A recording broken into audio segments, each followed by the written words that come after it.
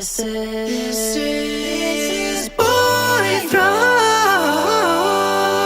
And they are still very much at the beginning of their story. You may have seen these three young gentlemen asking for help reaching their goal of getting 1 million followers on TikTok so that they can strengthen their case for an O1 visa to fly their fourth band member, Darshan, from India to Los Angeles, USA. They tell us they're aiming to be a real boy band, and I have no doubt about that. They popped up seemingly out of nowhere, asking their audience to give them a name, and delighting us with their short song covers, all with lyrics about their hope to finally be united with Darshan. Since their first appearance, the internet has been divided, with some in the camp that they are 100% sincere in their wish to become a Grammy Award-winning boy band, and others of the belief that it's all a big joke. And I can certainly see why. Their name is Boy Throb, after all, and their first single was titled Finger. You'd be forgiven for thinking that it's all innuendo, and I expect that a lot of it is tongue-in-cheek. They know it's a bit silly, and for me, that's the charm. The first video I saw, because I'm not on TikTok, was their long-form Our First Ever Show YouTube video, in which they performed their first live gig in an old folks' home, and from this, I was hooked. This is just the level of earnest, lo-fi, DIY expression that just charms me so completely. It felt a little bit like watching an episode of The Monkees, you know, a silly premise, a group of distinct characters, and a goofy musical performance. Interested to know more, I went over to their Instagram account to have a little look and try to get to know the boys from the Throb a little better. There's Anthony Key, a singer, songwriter, and dancer who's been working as an Uber driver to support his dream. He's my bias. He auditioned for season 19 of American Idol, though was unsuccessful. There's Evan Papier, a singer and voice teacher, and he's the next band member. He reached out to Anthony because he too had auditioned unsuccessfully, but unlike Anthony, his audition didn't make it to air. They got to talking and they teamed up with Zachary Sabania, a law student who posts almost daily dance videos on Instagram and TikTok, is a musician and kind of viral in his own right, and Darshan Magdum rounds out the group, a singer from India who's been posting song covers online for years. If you want a really proper, thorough deep dive, may I recommend Talia Is Not Cool's The Truth Behind Boy Throb. She gives great context on each of the boys' journeys up to the present day, and completely sold me on the idea that they're not satire. Now, let's get into what I'm actually here to talk about. The new manager of it all. I was surprised, as many other people were, when Boy Throb announced that they had parted ways with their manager Jeffrey and had just signed a deal with a new manager. On the 21st of January 2026, Gino the Ghost posts an Instagram clip that I have to assume is from his podcast, which definitely doesn't seem like something I would be into, but the way he speaks about the boys seems encouraging. He says that he sees the vision, claims that they're a recession indicator, and that their energy is exactly what the world needs right now. Mr. the Ghost seems to see the boys as a project that he can mould. No doubt he sees the humour in the whole thing too. He has a very serious expression, but I feel like I can see that it sparked his imagination, and he undeniably has got the connections to make things happen, because he says in the video clip that if Boy Throb reaches out to him, he's got tickets to the Grammys that he's willing to give to them. Boy Throb left a comment on this video. The Grammys? For real? OMG? Gonna DM you right now. Sparkle heart emoji, sparkle heart emoji, sparkle heart emoji.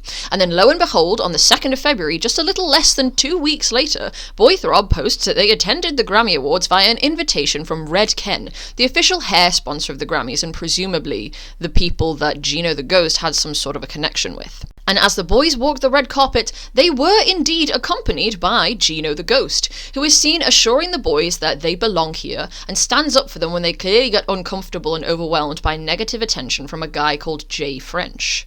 So, just who is this guy? Mr. the Ghost seems to be a performer in his own right, credited online as a producer slash singer slash songwriter.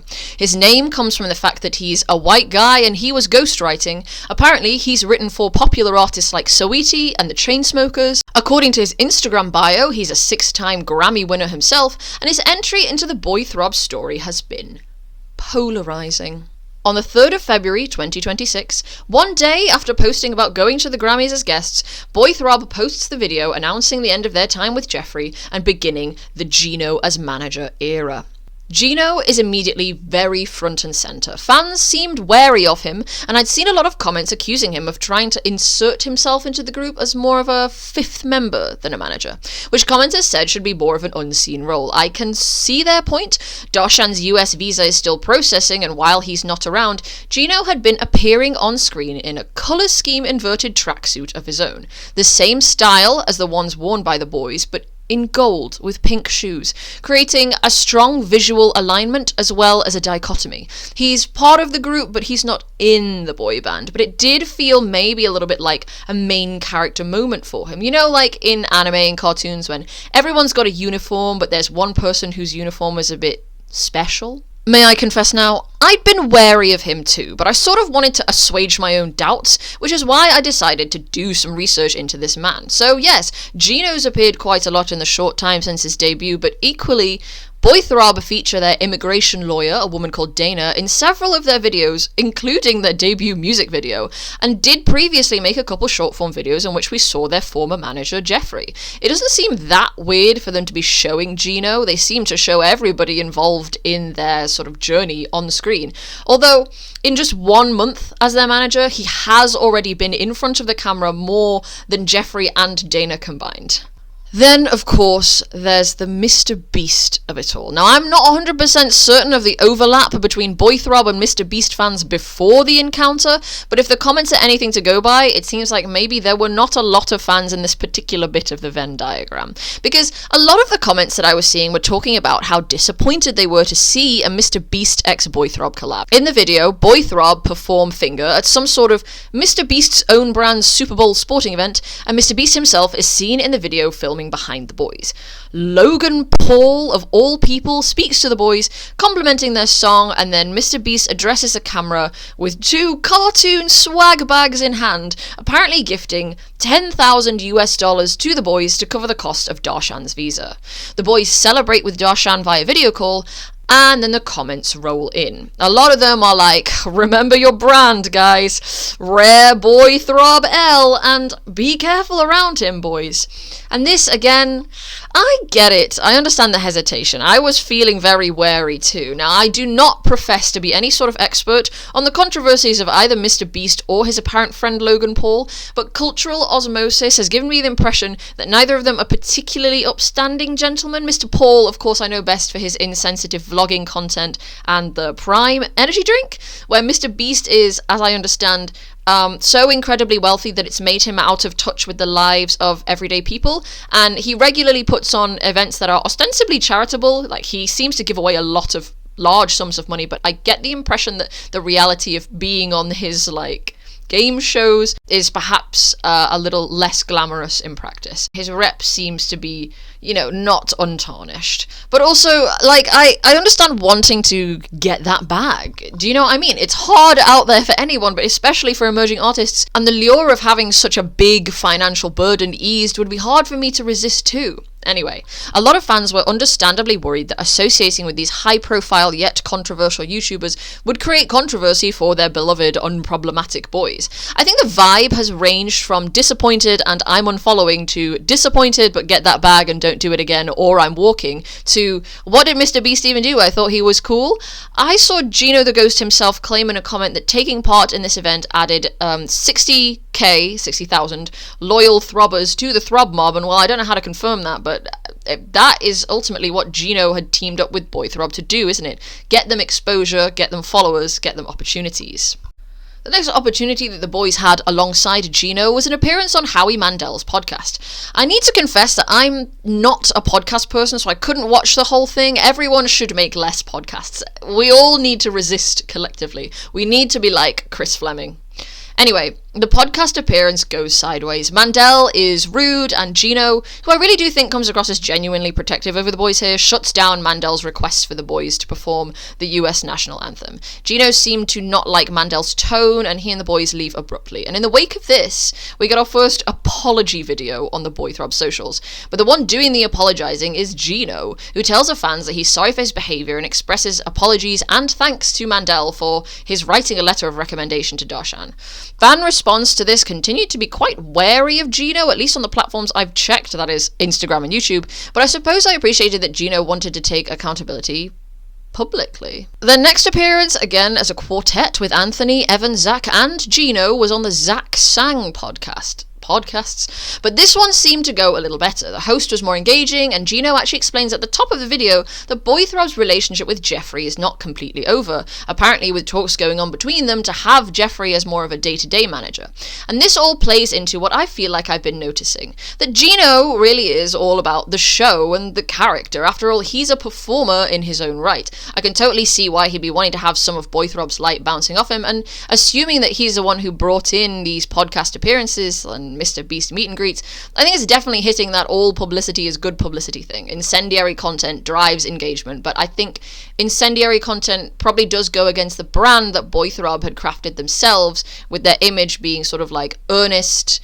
I really can see how earnestly they care about this, and while they might not be conventionally attractive, highly trained boys, their love for what they're doing shines through most strongly, and that sort of earnestness often has a lot of crossover with cringe, unfortunately, so I can totally see the remember your brand camp's view here. The appearance after, I have to say, seemed like the best so far in the timeline of the Gino Boy Throb partnership, linking up with iconic boy band New Kids on the Block in a short-form video in which we see the Boy Throb boys speaking with the New Kids backstage, and then later joining them on stage to do a little bit of dancing. This felt like exactly the type of opportunity that we were really right for Boy Throb, getting to meet and be seen alongside a really famous, successful group in their own genre. A big win for management, plus with no on-screen sighting of Gino, the comments section was singularly positive and able to focus on the boys themselves, exactly what the fans had been claiming to want. And if indeed Gino had got them this opportunity, then he was doing great managerial behind-the-scenes work. And then I was just as surprised as I was on the 3rd of February to open the Instagram app on the 5th of March and see this video with the group announcing that they had all of a sudden parted ways with Mr. Gino the Ghost. Now, colour me confused, and once again, fan reception was mixed. Over the month of February, apparently the singular month in which Mr. Gino the Ghost was their manager, it seemed there was a fair amount of fans who had started to maybe warm up to Gino, and this comment section felt the most mixed as far as I could see, with some saying, no, we liked Gino, he was good for them, he was giving them the opportunities that were really increasing their reach. And then others saying, we just wanted him to move behind the camera instead of in front. Some fans were in the camp of Gino, even in his goodbye video, is still centering himself, and other fans suggested that he was going maybe more for emotional manipulation, claiming he's acting a bit boo-hoo, woe is me, instead of addressing the controversial appearance with Mr. Beast and Mr. Paul, which I think had burned quite a lot of fans, and instead it seemed more like Gino was putting the blame on the fans, and understandably so. I mean, if you're being bullied, yikes. I'm in the camp of, oh dear, I was really just sort of hoping he would move into the background a bit rather than just wash his hands of the whole situation, because ultimately this man has seemed quite successful. I found this article, he was really talking up his own, like, you know, successes and his lifestyle, and, you know, he is a 6-time Grammy winner apparently, so the partnership seemed solid if he could only, you know, sort of balance his image with the fan reception. But ultimately, yeah, if I was being bullied by netizens, I'd probably want to dip too. And with my own theory of Mr. the Ghost being really a creative first, I sort of think that he probably thought being a manager character within the video universe and being on screen was going to be a good play. And, you know, obviously it was driving engagement. It's just what a toll negative engagement can take on a person. If I'm honest, I sort of low-key expected to wake up the next morning and discover that Boy Throb had posted a just kidding video with Gino, but as of yet the announcement is the most recent thing to be posted. Boy Throb tells us that they think, for the time being, maybe it's best to go on unrepresented and point to the viewers, telling them that the fans will be the ones doing the managing from now on. And now we're all caught up. I think, for me, the excitement about Boy Throb has taken a real nosedive since the very beginning of the whole Gino the Ghost chapter. I'm one of those people who's very resistant to change, and the Gino era, coupled with the huge fan backlash, has taken a lot of the fun out of it. I hesitate to say what will come next for the boys. Will allowing the fans to manage them blow up in their faces? Will they return to Jeffrey, as Gino had suggested might happen in the Zach Sang podcast? Is Gino still around in some capacity behind the scenes? Only time will tell, and only something really positive and exciting will get me to keep tuning in.